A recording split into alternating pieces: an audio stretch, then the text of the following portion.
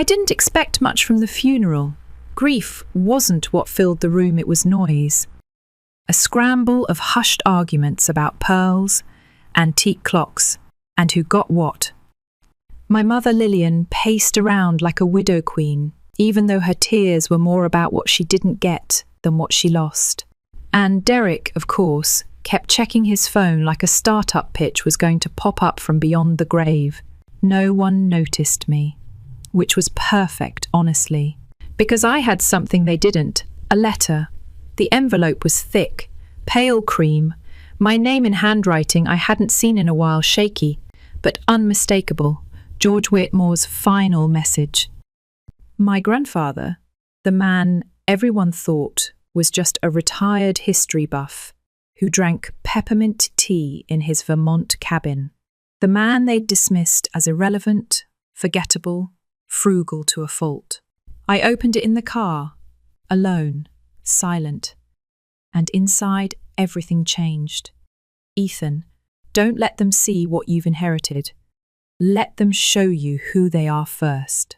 Keep your strength in silence, just like I taught you. Attached were documents. $36 million worth of silence. 12 properties. Controlling interest in 3 companies. A web of investment portfolios spun so carefully, no one in the family had a clue. And all of it, every last cent, was mine. Not my mother's, not Derek's. Not a dime for the golden child they called our family's future, even after he crashed his 3rd tech venture into the ground. Not a penny for the woman who said books were a waste of time and laughed when I applied for a scholarship to study economics. I managed to read the letter twice before I had to put it away. My hands were shaking, not from greed, not even from the shock, but from the clarity. For the first time in years, I understood exactly why my grandfather had never intervened when they pushed me aside. He'd been watching, preparing. I was 27 years old, making $2,300 a month, running a dusty old library branch in Cambridge. I brewed the coffee. I stocked the shelves. I smiled politely when Derek dropped by in his flashy Tesla to condescend me. They all thought I was harmless, and I decided to let them keep thinking that. Because sometimes power isn't about showing your cards, it's about holding the entire deck silently. You'd be surprised how easy it is to disappear in plain sight. Every morning I opened Pine Leaf's library just after 7. Brewed coffee from a machine that rattled when it heated, scanned returns, shelved books in the back corner. And if someone looked close enough, they'd see a man just trying to keep a job that barely covered rent. They'd be right, except they'd also be completely wrong. Because above the library, behind a door labelled staff only, was my apartment. And inside that apartment, a very different reality. Contracts. Quarterly reports, legal memos, dashboards monitoring the performance of Cartervale Holdings, one of 3 shell firms under the Whitmore Legacy Trust. I was the sole signatory, the executor, the strategist, the owner of over $25 million in active investments, and growing. And no one, not my mother, not Derek, knew a thing. They still talked about me like I was poor Ethan, the one who never quite lived up to anything. My mother liked to whisper things like, "He's sensitive," or "He just doesn't have Derek's edge." The neighbourhood pitied me quiet, bookish, socially absent. People assumed I still hadn't recovered from my last breakup. That was fine. Let them think I was fragile. It gave me the freedom to build in silence. Derek, on the other hand, was loud, social media loud. Every new startup idea came with a hashtag, a pitch deck, a poolside selfie. I kept tabs, of course. One of the shell companies I'd just expanded had quietly acquired the firm that bought out Derek's failed app 6 months ago. He still didn't know. Every time my mother called to complain about bills or sigh about rising interest rates before asking, "Do you have anything saved?" I played along. "Not much," I'd say. Still trying to stretch it paycheck to paycheck. Truth is, I just reviewed a $2.7 million commercial property acquisition in Seattle the day before, but this wasn't revenge. Not yet. This was observation, documentation, precision. Like chess, wait for the moment your opponent gets confident enough to lean too far forward. Derek leaned with every Rolex he posted, every business pitch sent to VC funds I had controlling shares in. He pitched Larchmont Ventures last month. I was on the board that rejected him. His concept? An AI-powered nutrition app for pets. It was laughable, but they clapped anyway. That's the thing about illusions, they're fragile. You just need the right timing to let them shatter. And I was timing everything. The first time I realized they were sinking, I was holding a cup of burnt library coffee and reading through a credit report with my name nowhere on it, but my fingerprints all over it. It was a weekly update from a financial firm called Trident Core Holdings. Underneath the technical jargon, one line stood out like a crack across glass. Hayes Household, new loan approved, high risk bracket. Hayes, my mother's side. That was the name they clung to when my grandfather chose not to, when they dismissed his frugality, wrote off his legacy. Now it was that name, not mine, that was circling the drain. They didn't know I owned the firm that approved their loan. They didn't know I also owned the subsidiary that acquired the mortgage on the Newton house last year. They didn't know every desperate move they made had already passed across my desk. But I knew. I knew about the refinances, 3 of them, all within 24 months. I knew about the luxury club memberships being charged to cards near maxed out. I knew about Derek's Tesla leased, not owned, paid for with a credit line my mother pretended was for home improvements. And still, they held their heads high like royalty. One night, I stopped by the house on impulse. It was snowing. The walkway hadn't been cleared and I slipped on the ice. My mother answered the door looking exhausted, though she tried to mask it with a smile too wide and too hollow. The chandelier was dimmer. The Persian rug in the foyer? Gone. In its place, a cheaper runner from a discount catalogue I recognised. "It's just a phase," she said as she poured wine into 2 mismatched glasses. "We've let the staff go temporarily. You know, costs rising, economic uncertainty." She called it uncertainty. I called it consequences. Back at the library, I watched Derek post photos from a ski lodge in Aspen. "Strategy break," the caption read. He was wearing the jacket I knew my mother had sold her old engagement ring to buy one of many desperate trades they were making just to maintain the image. I said nothing. It wasn't time yet. But the tension was rising, quietly, perfectly. A week later she called me. No small talk. Her voice was low, almost embarrassed. "Ethan, do you have a little extra cash?" "Not much. Just a few thousand." The water heater broke. That was a lie. I'd already seen the alert that her country club membership had been revoked for non-payment. I'd seen her application for a credit extension get denied. I'd seen it all. I played dumb. "I don't think I can swing it this month," I said slowly. "My rent just went up." She sighed, not in disappointment, more like resignation, still clinging to pride, even as it frayed in her hands. "It's just temporary. Derek's new venture is almost ready to launch. Once it does. Once it does." Those 3 words had become her prayer, her prophecy, her prison. Derek wasn't launching anything. His latest pitch, a pet care platform using scent-based AI, had been rejected by 3 separate venture firms. One of them was mine. Again, he didn't know that. He just assumed the world was unfair. The irony? It had been far too fair to him for far too long. and I had been the quiet architect of his collapse. Still, I hadn't moved. Not yet. There's something strangely holy about restraint. Like standing still while the storm builds around you. I kept to my rhythm, library mornings, investment reviews at night. I still lived in the small, rent-free apartment above Pine Leaves, still wore my old winter coat, still drove a decade-old hatchback no one would envy. Let them believe I had nothing. One Friday, the call came again.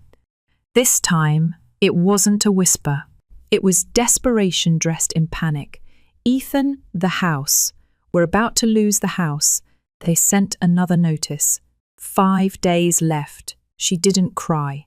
Not yet. But her voice cracked in all the places she used to keep polished.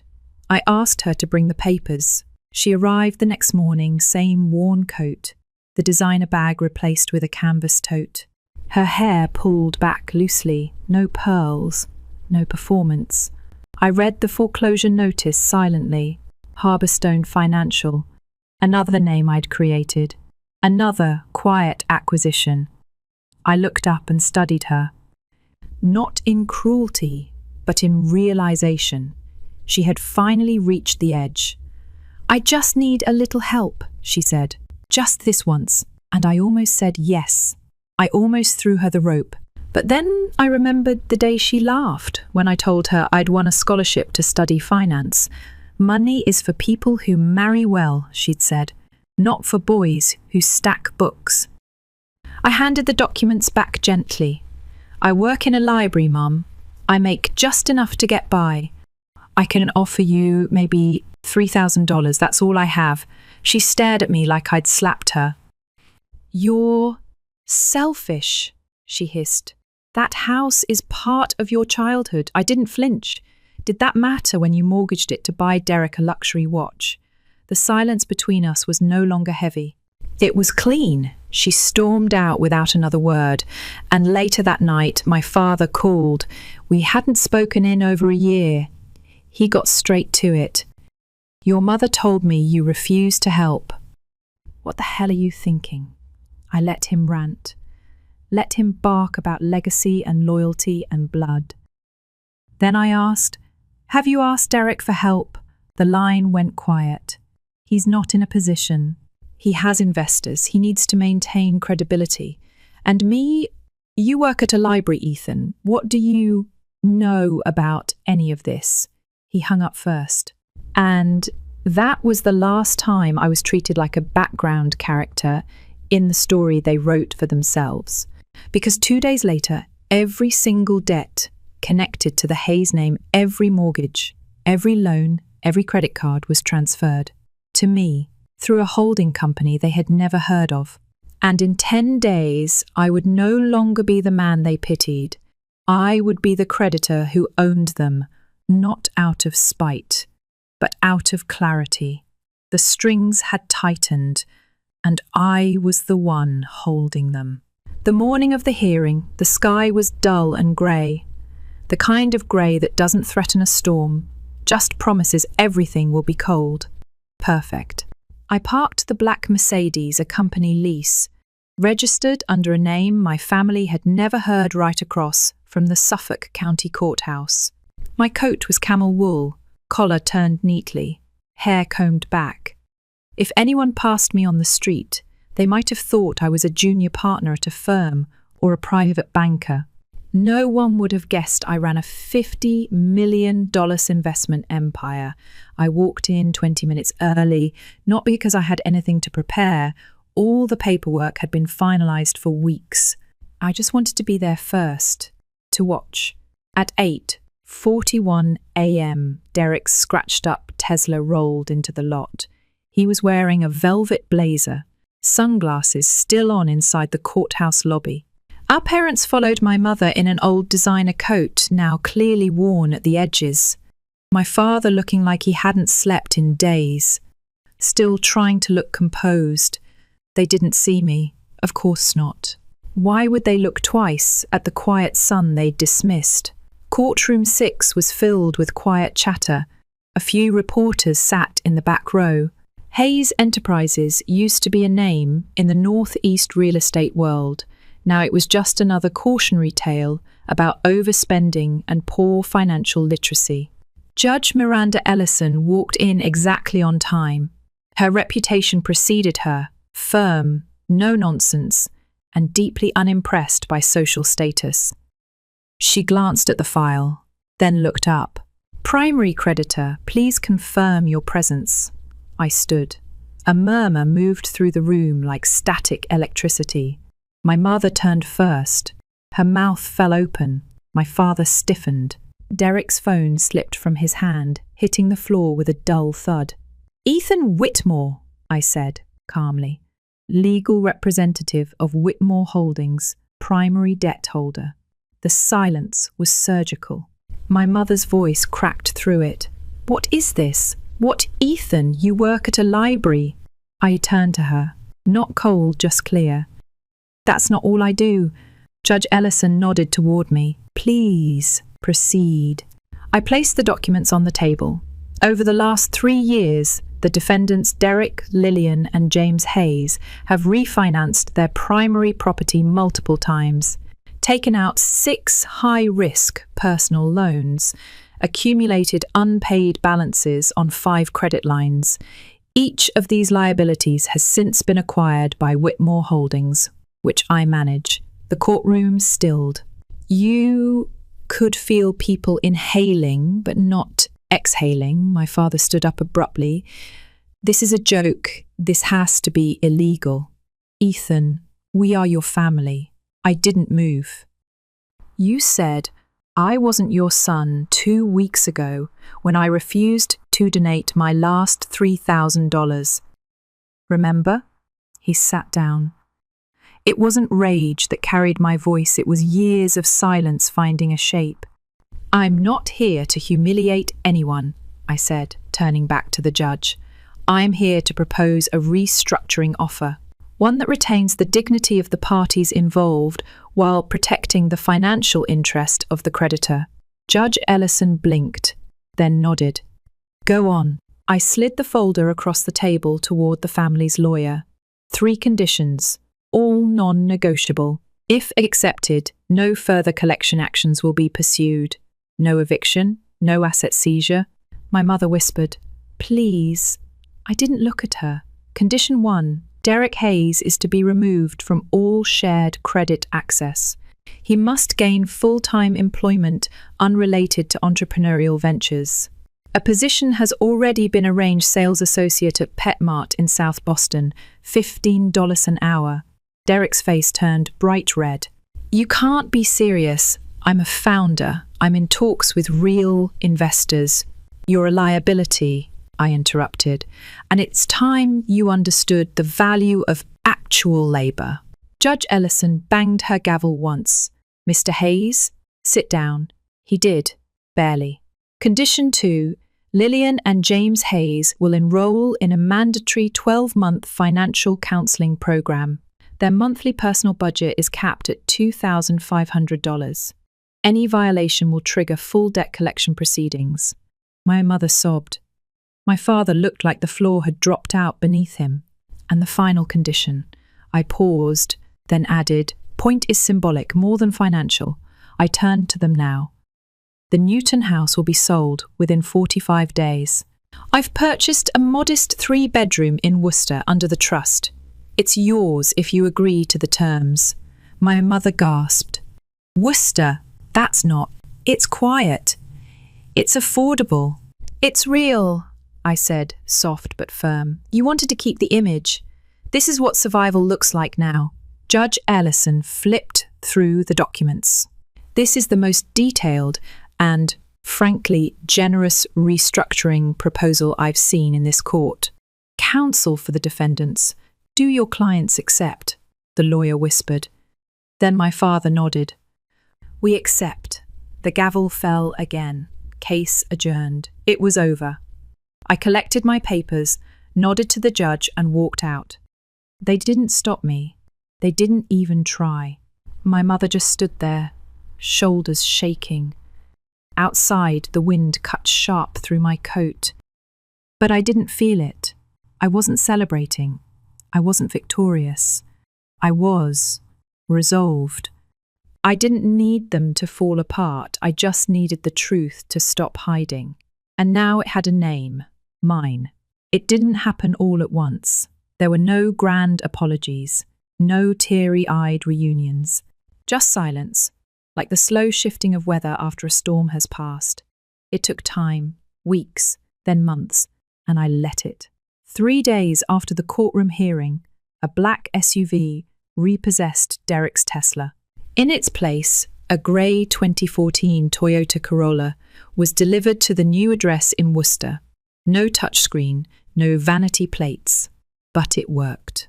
A month later, I got a status report from the financial oversight firm monitoring the restructuring.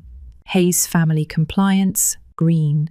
I didn't believe it at first, so I asked for details. My mother Lillian attended every financial counselling session, never missed one, always sat in the front, took notes, asked questions. According to the program lead, she was one of the most diligent and emotionally raw clients they'd seen. My father James was quieter. No questions, but he carried a small ledger and recorded every single purchase, down to the cents spent on parking meters. He didn't talk much, but he was there. Every week. And Derek? He lasted 2 weeks at Petmart before quitting, citing toxic culture. But then, without any push from me, he applied for a position at a non-profit incubator supporting underfunded tech students. He got the job.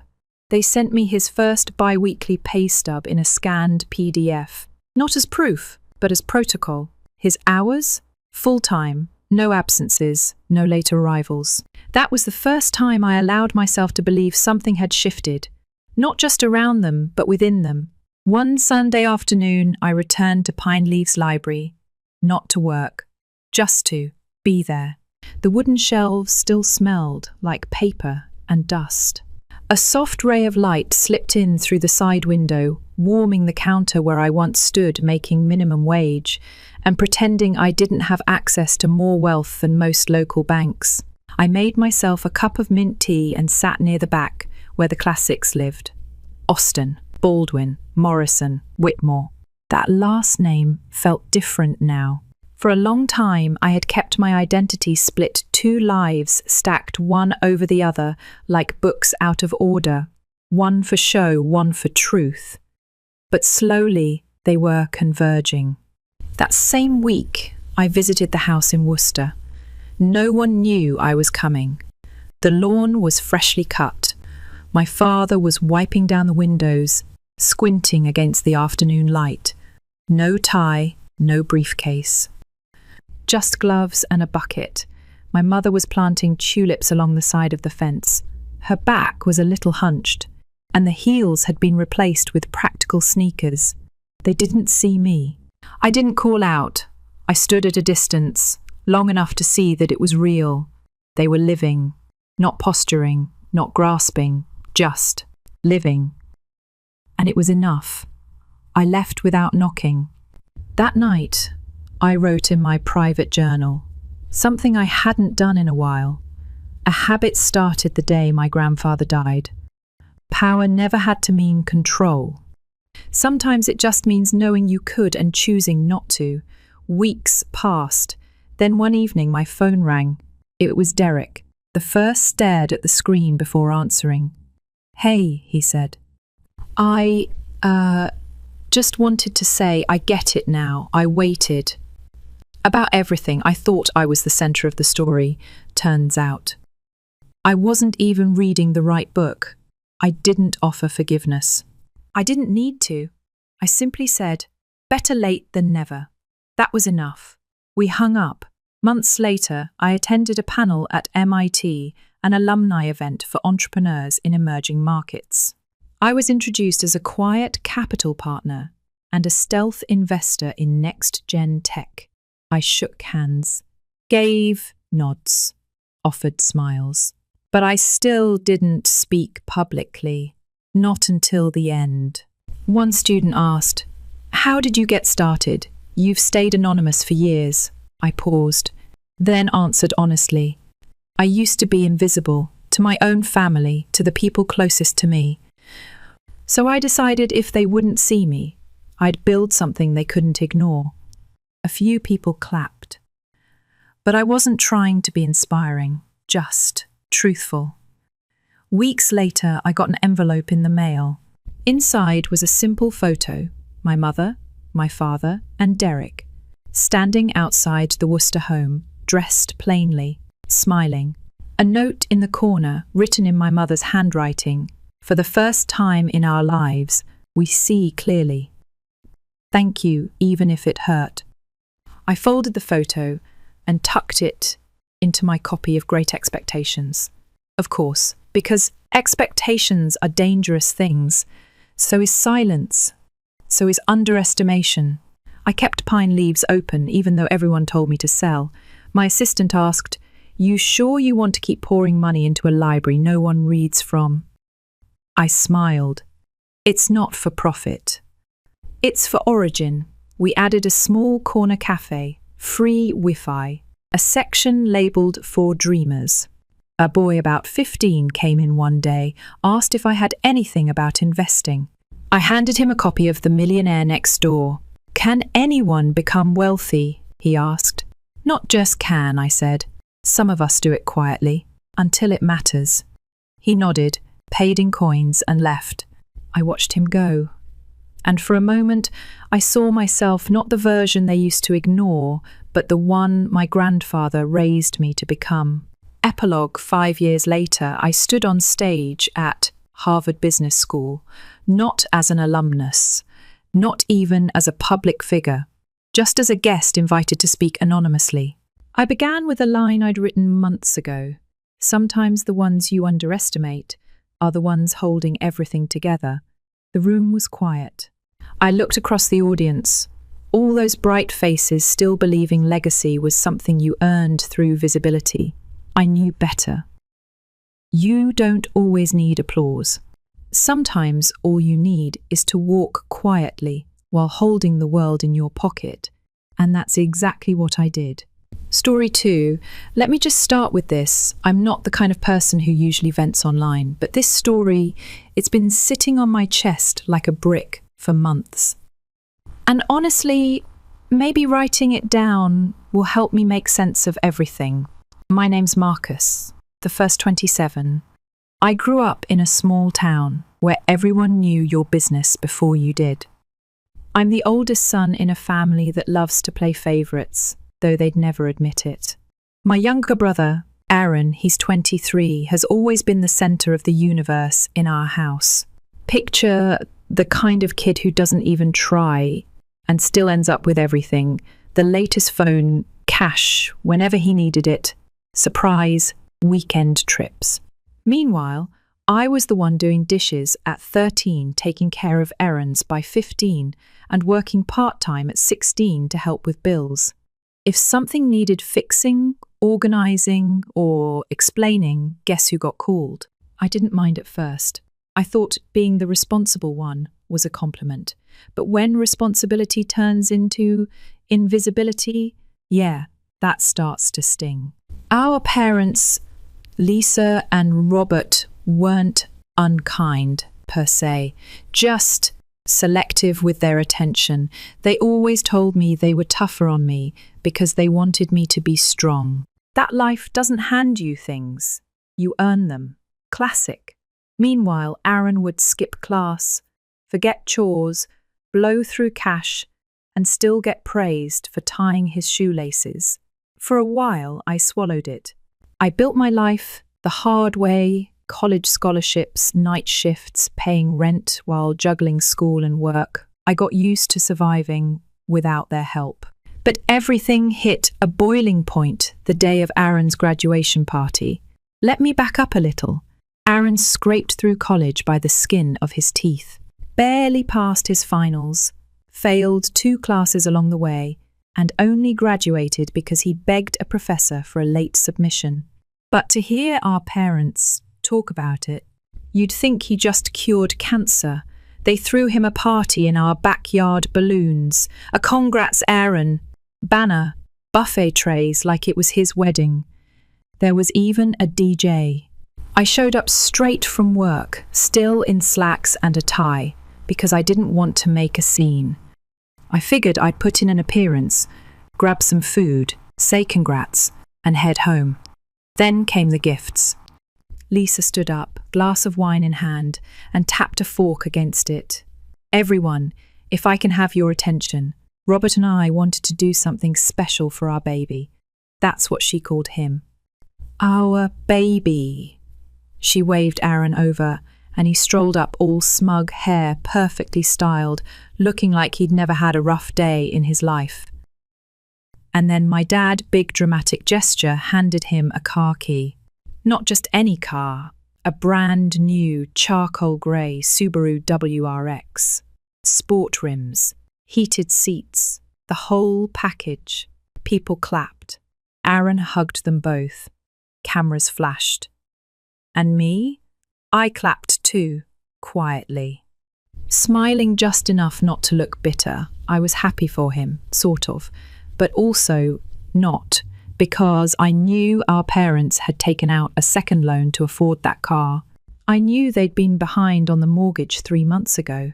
And I knew, because I'd helped them with groceries and electric bills more times than I could count, that this was not something they could realistically afford.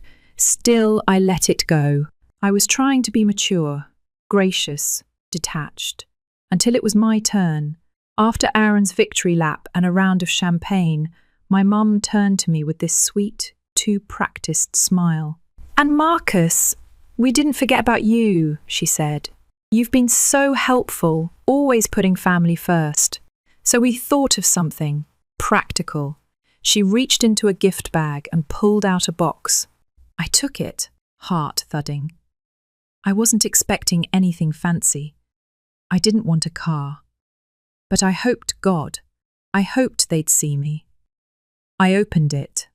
Inside, a stack of cleaning supplies, sponges, paper towels, dish soap, a roll of trash bags, microfiber cloths, a scrub brush.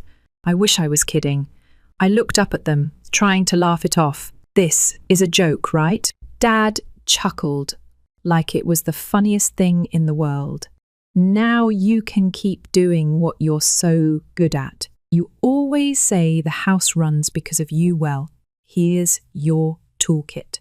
Aaron, ever the comic, piped in. "Got to keep those floors shiny, huh, big bro?" My ears were ringing. I think I smiled. I think I said thanks. But I don't remember. What I do remember is the weight in my chest, like someone had poured concrete into my lungs. I excused myself, walked out to the driveway, got in my beat-up Toyota, and drove. I ended up at my friend Tyler's apartment an hour away. I hadn't even called, just showed up. He didn't ask questions, just let me in, handed me a beer, and let me sit in silence until I was ready.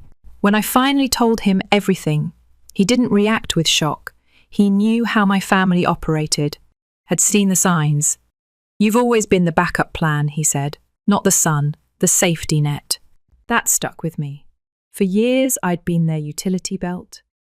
The guy who made sure the lights stayed on, groceries showed up, leaks got patched. But when it came time to celebrate someone, I was just the dude who knew how to clean a sink. I crashed on Tyler's couch that night, woke up to sunlight and clarity. I couldn't do it anymore. The next few days were a blur. I called out of work, found a short-term rental online, and signed a lease for a small studio on the other side of town. Then I went back home, boxed up my essentials, and waited for them to get back from work. I didn't make a scene. I didn't throw a fit. When my mum walked in and saw the boxes, she gasped. "Marcus? What are you doing?" "I'm leaving," I said. "I've been leaving for years." I just finally packed. My dad walked in behind her, frowning. "Leaving? Over a misunderstanding?" "No," I said. Over a lifetime of being treated like an afterthought, they tried to protest, said I was being dramatic, that I didn't understand how hard parenting was, that the gift was a joke, meant to be funny. But it wasn't funny, not to me.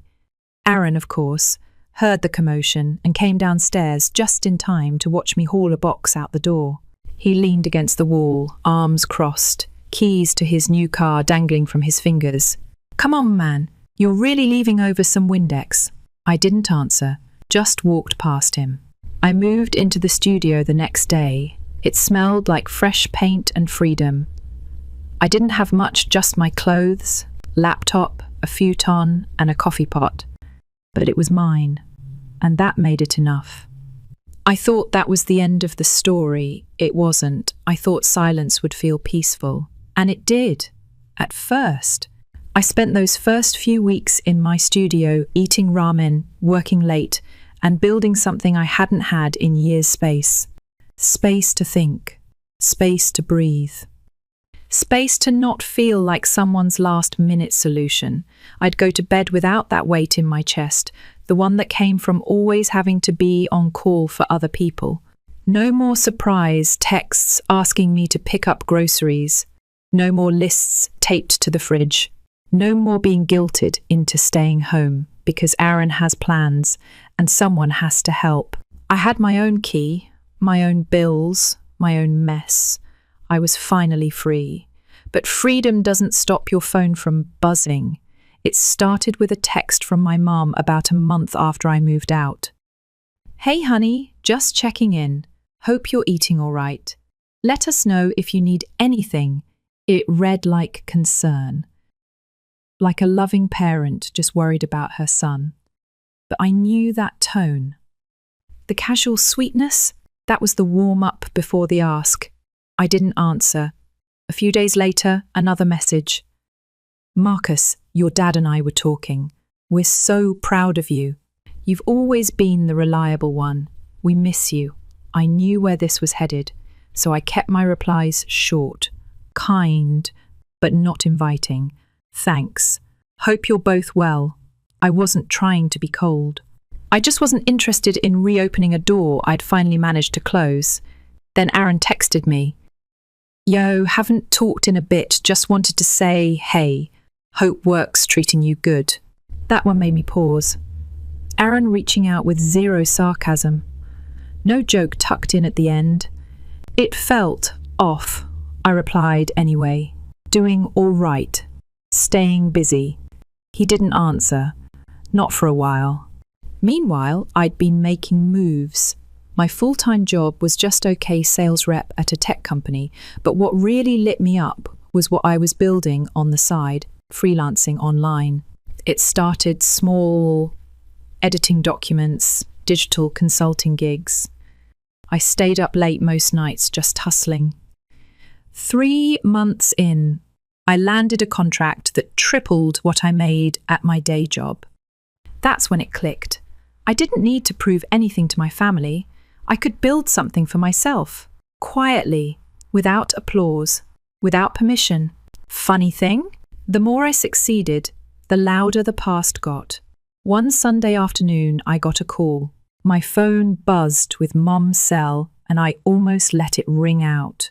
But something in me, maybe guilt, maybe habit, made me answer. "Hey." Her voice was soft, too soft. "Marcus, it's so good to hear your voice." "Yeah, it's been a while." There was a pause. "Then we were wondering if you'd stop by sometime. We've been going through a lot with the house, bills, and Aaron." There it was, the ask.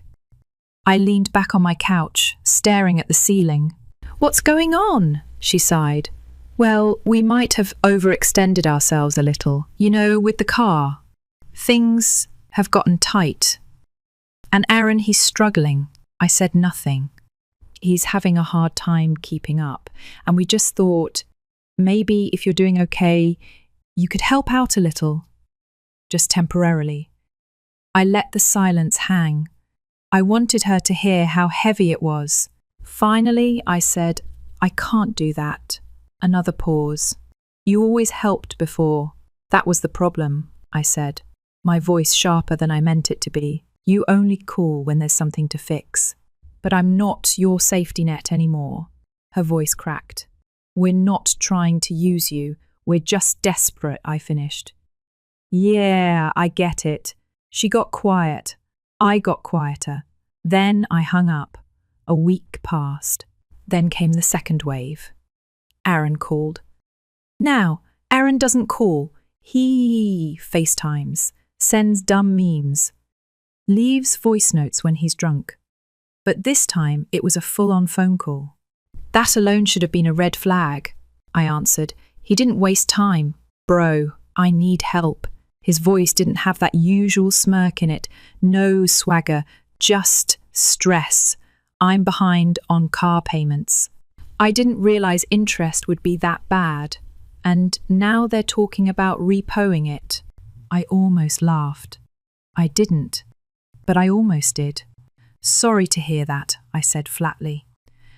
I thought I could handle it, he added, but I'm kinda drowning here. I don't know what else to do. Maybe you should talk to Mum and Dad. They already did everything they could. Took out another credit line, they're maxed. And now they want me to jump in. I didn't say that, you didn't have to. Here's the thing about being the strong one. Everyone counts on you until you set a boundary. Then you're suddenly selfish. I told Aaron I couldn't help. Not with the car. Not with the bills. Not with their choices. He didn't yell, he didn't curse. He just said, wow, so that's how it is now. And yeah, that's how it is. After that, things got quiet again. No texts, no calls. Not even one of those vague Facebook posts from my mum with a sad quote about loyalty or being let down by those you love. Total silence. And for the first time in a long time, it didn't feel tense. It felt right. I threw myself into work, started traveling for freelance gigs, signed a lease on a better apartment with real windows and a kitchen that didn't double as a hallway.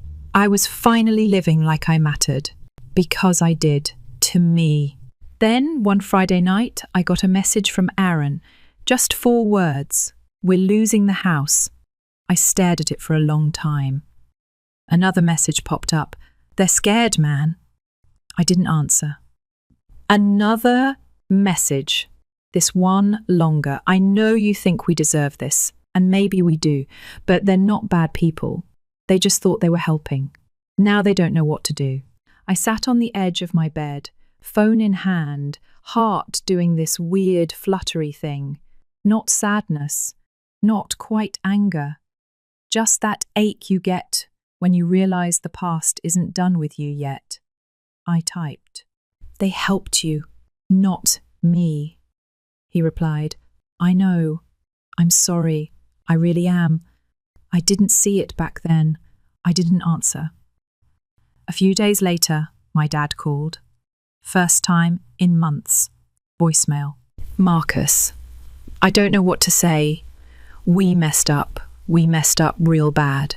But I just wanted you to know we're proud of you, even if we didn't say it right or show it right. I hope you're okay. And I hope one day we can talk again. No expectations, just talk." I played that message twice, then deleted it. Not out of cruelty, but because I couldn't afford to carry it. I'd spent my whole life holding up a family that only looked down. I was done being their ladder. They made their bed. I made mine too. And for once, it was somewhere I could finally sleep. Time does a weird thing when you cut ties. At first, the silence is loud. Every day without a call, without a message, it feels like something's missing, like you dropped a part of yourself somewhere and forgot where. But eventually, that silence settles in. It becomes a kind of peace. You stop checking your phone. You stop flinching when you hear your old ringtone. You start making plans without wondering who needs you back home. You remember what your own voice sounds like. That's where I was a few months after the last call. I'd built a rhythm morning coffee, late night edits, calls with new clients, sometimes just watching the rain hit the window and feeling okay for the first time in years. Until I got that message. It was from my cousin, Jamie. We hadn't talked much, she lived out of state, but she always kept one toe in the family drama, like a reporter in a war zone. Hey! Just heard your folks are officially moving out. House got foreclosed. They're staying with your aunt now. Thought you'd want to know. I stared at the screen, not surprised, not even angry, just sad. Not the kind of sadness that drags you down, more like watching a tree fall that you knew was already rotting. I'd warned them. I'd stepped away so I wouldn't get crushed under it. And now here it was, dust and roots and consequences. A few days later, I went back, not to help, not to rescue anyone, just to see. The house looked smaller than I remembered. Maybe it always was. The grass hadn't been mowed in weeks. The shutters were peeling. The mailbox hung by one screw, like even it wanted to quit. The driveway was empty.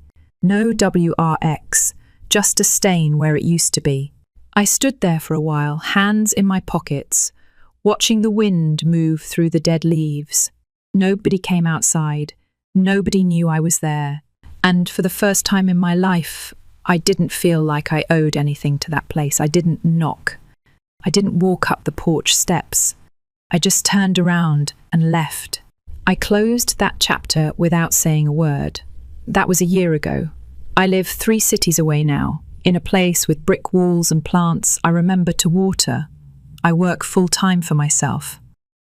Built something out of those late nights and ignored texts. I don't have a mansion. I don't drive anything flashy. But I wake up calm. And when I look in the mirror, I see a man who chose himself. Aaron? He reached out a few more times. Once to say he was moving in with a friend to figure things out. Another time just to tell me he respected me now. I didn't say much back, but I appreciated it. Quiet truth is worth more than loud lies. My parents? Still quiet, still distant. I got a Christmas card with no return address. Just a generic message. No handwriting. Just printed words and silence. Fitting. Some nights, I wonder what would have happened if I'd stayed. If I'd kept picking up the slack. If I had taken on one more bill. Fixed one more broken thing. Would they love me more? Would they see me? Or would I just be deeper in the hole, buried under the weight of a family that only called me strong when it suited them? No, I don't regret leaving. Not even a little. Because I've learned something most people spend their whole lives avoiding. Just because people share your blood doesn't mean they get to bleed you dry. Family isn't who needs you, it's who sees you. So if you're out there carrying a whole house on your back while someone else gets handed the keys, let this be your sign. You don't have to keep proving your worth to people who never look up. You're not a ladder. You're not the backup. You're the whole damn foundation. And if they can't build with you, let it fall. Let them learn the hard way that the person they called selfish was the only one holding everything together. I used to think walking away meant failure. Now I know it meant freedom. So yeah, that's my story. What do you think, Reddit? Did I do the right thing? Or did I finally just stop being their fool? Story 3. You ever have one of those days where everything's going fine, like really normal, and then life just decides to throw a full-on plot twist at you? That was my Thursday. I'm 44 now, working as a portfolio manager for a mid-sized firm. It's one of those careers that looks boring from the outside, but gives me the kind of structured, quiet life I like. No chaos. No surprises. So imagine my surprise when I step out to grab a burrito at lunch and see my ex-wife, Emily, standing in my office lobby with a 10-year-old boy next to her. That boy, not mine. But apparently, she thought it was time I became his father figure. Let me rewind a bit. Emily and I got married when I was 27 and she was 26. Back then, we were still figuring life out. We talked vaguely about kids maybe someday, or we'll see, but deep down, I never really wanted them. I was always laser focused on financial independence, work hard, save even harder, retire by 55, and spend the rest of my life hiking, traveling, reading, doing whatever I wanted on my own time.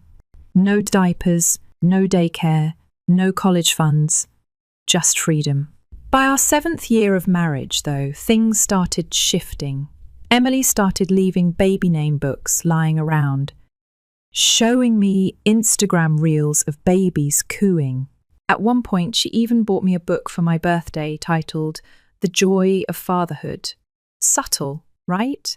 That was the moment I knew we needed to talk. We sat down one night and laid it all out. She said her desire for kids had grown, and she was dreaming about 2, maybe 3. I told her honestly that the more I thought about it, the more sure I was that I didn't want any. It wasn't just the money, it was the life I wanted. The silence, the space, the freedom. We didn't fight that night. But we both knew something had cracked. A week later, I brought up divorce. I didn't want to stand in the way of her becoming a mum. She deserved someone who wanted the same things. And I didn't want to become a resentful father just because I was too scared to walk away. We were both in our early 30s, still plenty of time to find people who matched our values. She didn't take it well. What could have been an amicable separation turned into 2 years of legal gridlock. She dragged it out, fought on every front, but eventually we signed the papers and we moved on. Or so I thought. I met someone new. Her name's Laura, 43. She doesn't want kids either, and she shares my retirement dreams. We've been together 4 years now, engaged for 1, and we're planning a small wedding this fall. Emily, meanwhile, had a son about 5 years after we split. She never remarried, and from what I've heard through my sister Rachel, they go to the same church. The guy who fathered her kid was some 21-year-old apprentice who ghosted during her pregnancy. Classy. We've stayed out of each other's lives until last month. Emily texted out of nowhere, said she wanted to catch up. I mentioned it to Laura, who actually encouraged me to go. She figured it might clear the air since we still hear snippets about Emily through my sister now and then. So I agreed. We met at a coffee shop downtown. It started casual, surface-level chat. Work updates, travel plans, how mutual acquaintances were doing. But then she brought up her son Lucas. She said he was struggling without a male role model, that his teachers thought he might benefit from some kind of mentor. She asked if I'd consider spending time with him, take him to baseball games, maybe go fishing. I paused. Not because I didn't know the answer, but because I didn't know how to say no without sounding heartless. So I just said the truth, Emily. I'm glad you became a mum. But I'm not interested in taking on any kind of parental role. I still don't want kids. That hasn't changed. She didn't like that, tried to guilt me, said I owed her, brought up our history, even suggested that we could be a family again. I reminded her I was engaged. Her response? That won't last. You still miss what we had. You just don't realize it yet. I ended the coffee early, blocked her number the next day when she sent 5 follow-up texts swinging between apologies and emotional manipulation, thought that was the end of it. I was wrong. The next part escalates. Emily doesn't just let it go. She brings Lucas to my workplace and introduces me to him like I'm going to pick up a little league schedule. It gets public, messy. My family gets involved. My HR team steps in. And suddenly, I'm defending my boundaries not just to my ex, but to my mother, my sister, and a growing group of people who think I'm the villain for not stepping in to save a child I didn't help create. I honestly thought I'd closed that chapter for good, but a week after the coffee shop, Emily pulled something I still can't quite believe she thought was okay. It was a Tuesday. I was coming down from a long morning full of meetings, hoping to grab a sandwich and eat in peace at my desk. I'm walking through the lobby, and there she is again, Emily standing there with Lucas. Lucas looked uncomfortable, like he wasn't even sure why they were there. Emily gave me this wide smile, like this wasn't wildly inappropriate. "Hey," she said, cheerful. "Thought maybe we could all grab lunch." I didn't say anything, just blinked at her. Then she turned to Lucas. "Lucas, this is my old friend Alex. He might start spending time with you soon." I could feel several co-workers watching from the security desk. I pulled Emily aside and kept my voice low. "You can't do this. You can't just show up here." She shrugged like I was being dramatic. Then, right there in the lobby, she launched into this monologue about how Lucas needed a male presence, how she felt led by God to reach out, how I was part of his story now whether I liked it or not. Said I abandoned her once and owed her this. My jaw clenched so tight I thought I might crack a molar. I told her this was completely inappropriate, asked her again to leave. She didn't. Security had to step in. One of the guards escorted her and Lucas out while I stood there, burning with second-hand embarrassment for him. Not her. That night, the calls started. First it was my sister Rachel, then her husband Tom. They'd already heard about what happened. Not from me, from Emily. She told them I refused to help a struggling child and made a scene.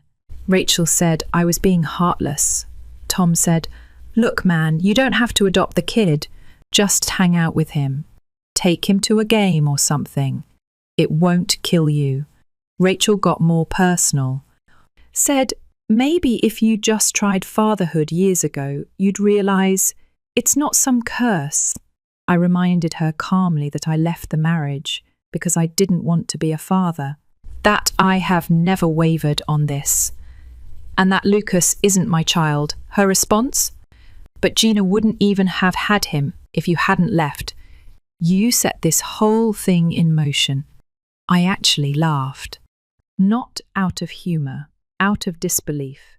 That somehow, after years of silence, I was suddenly being assigned spiritual or moral responsibility for a kid who wasn't even born when I walked away from that marriage. I didn't think things could escalate further. But then HR emailed. The subject line was simple: brief meeting request. I showed up the next day ready to explain everything. Thankfully, it wasn't disciplinary.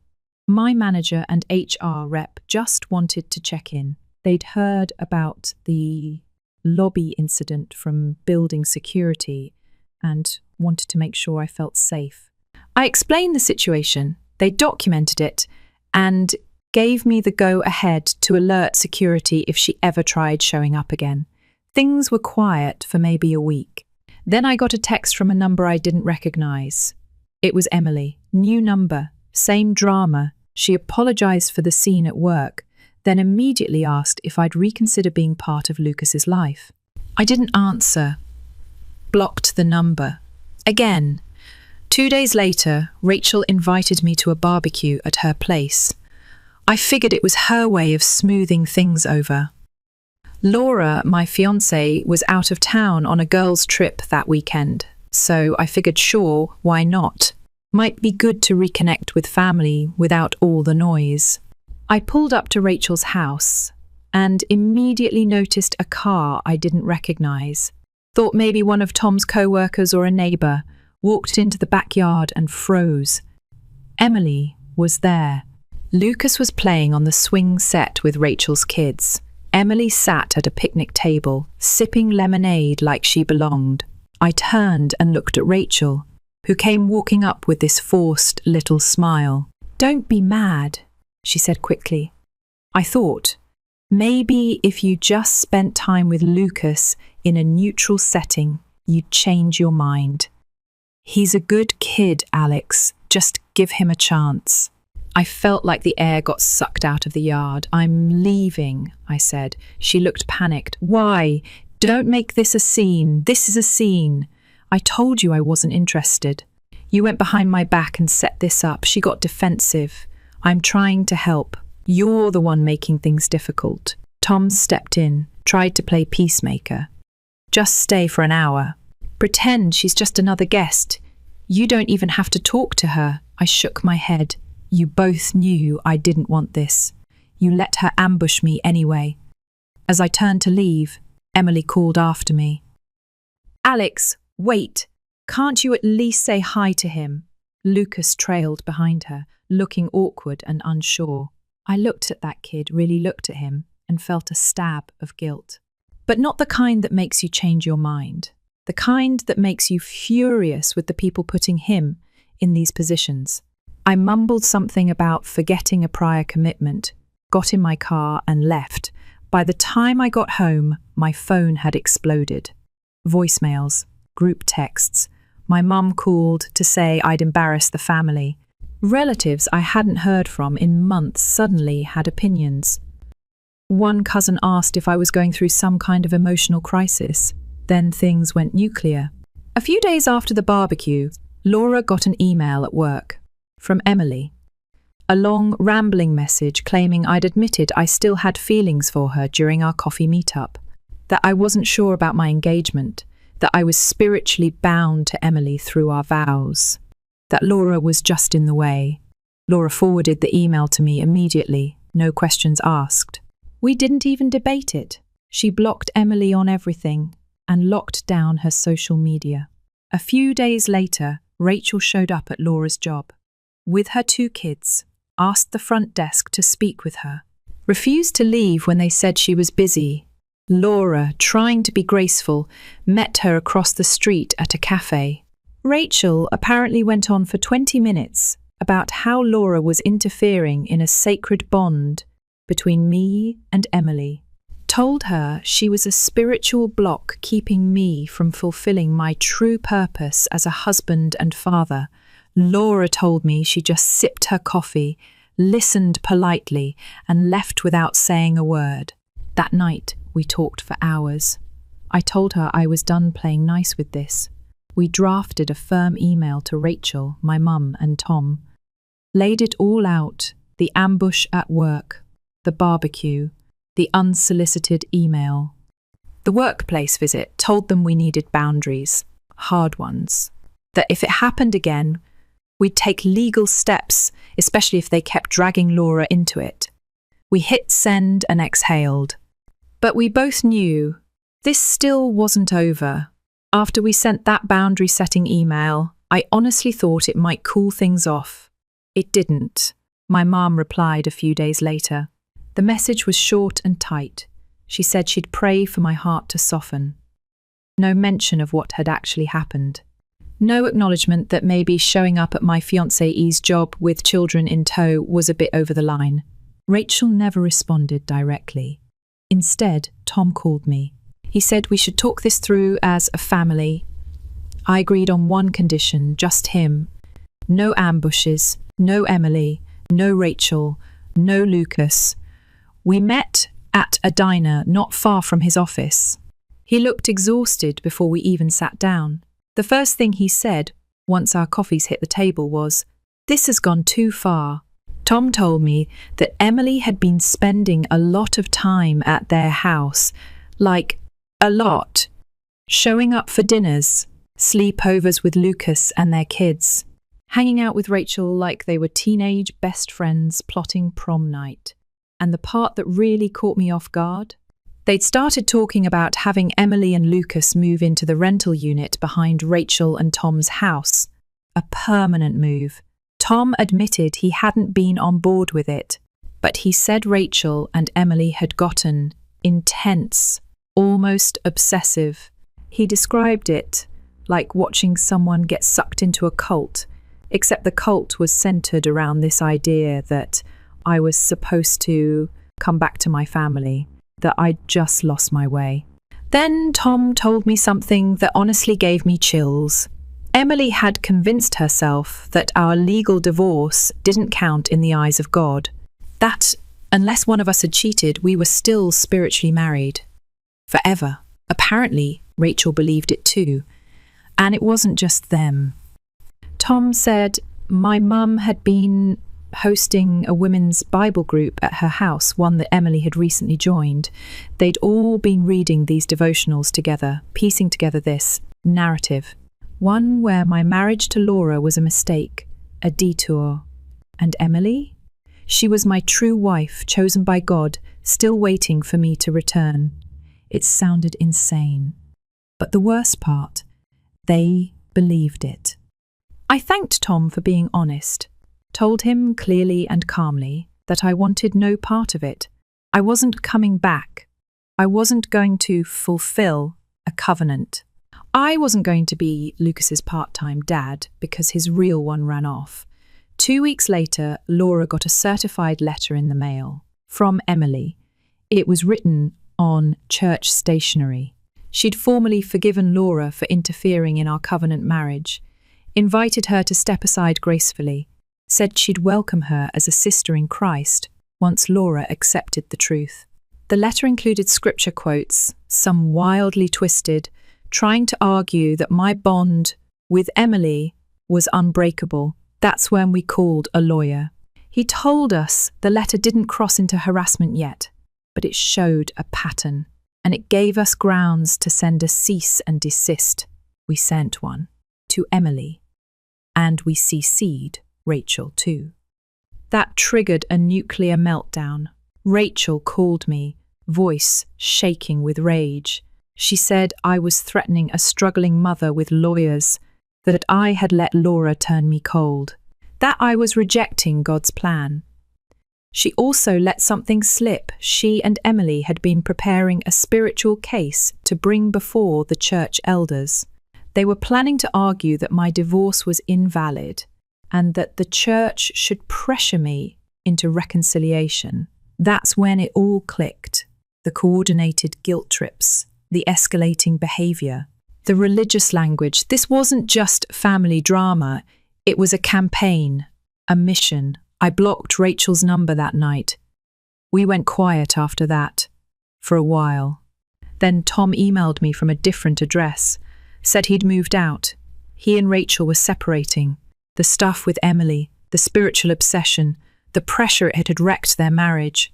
He said he couldn't live in a house where his wife was more invested in another woman's fantasy marriage than her own real one. And then came the real bombshell. Apparently, Lucas's biological father had come back to town. He'd reached out to Emily, wanted to get to know his son, maybe even seek joint custody. That explained everything, the timing, the urgency, the way Emily suddenly decided I was meant to be in Lucas's life. This wasn't about love or redemption. This was about control. She was trying to lock in a replacement dad before the real one stepped back in. She needed a savior. She needed a story. And I was supposed to play the role, except I walked off the stage. That same week, Laura and I had a long talk. We made 2 decisions. First, we moved up the wedding, scrapped the big fall plans, booked a quiet destination ceremony with just our closest people. No drama, no open mics, no unwanted guests. Second, we moved. Laura got an offer in a different city, 3 hours away. I was able to transfer within my firm. We sold our place, packed up, and left in June. I did meet with my mum before we left. One last lunch. She admitted things had gone too far. Said the church group had gotten carried away. Still no real apology. Just a kind of tired sadness. Like she'd finally realised I wasn't coming back. I gave her our new address, told her that if she wanted to be part of our life, she had to respect it. Completely. She visited once, met our new friends, saw our home. It was awkward at first, but less hostile. She left quietly, promised she'd try. Rachel never reached out. And I haven't spoken to Emily since. A few months after we moved, I got an email from Emily's lawyer. It was short, professional. Emily was finalizing a custody agreement with Lucas's father. She wanted me to sign a statement confirming I'd never played a parental role and had no intentions of doing so in the future. I signed it that same day. It felt like closing a door, not slamming it, just clicking it shut. Finally, word got back to me that Emily and Lucas had moved to another state where his father had relocated. Sounds like they're making it work. Maybe that kid finally gets to know where he comes from. Maybe he gets a chance at a normal childhood. I hope so. As for me and Laura, we're good. Really good. We bought a house, built a quiet life, no noise, no barbecues with hidden agendas, just peace. We're still on track for early retirement, probably ahead of schedule now. We've got travel plans, a garden, friends who don't manipulate us with scripture, and silence. That sweet, golden silence I always dreamed of. Sometimes I look back and feel a flicker of guilt. Not because I regret the choices, but because I wish so many people hadn't made it harder than it had to be. But in the end, I stuck to my truth. I said no when it would have been easier to just nod and comply. And for the first time in a long time, I feel free.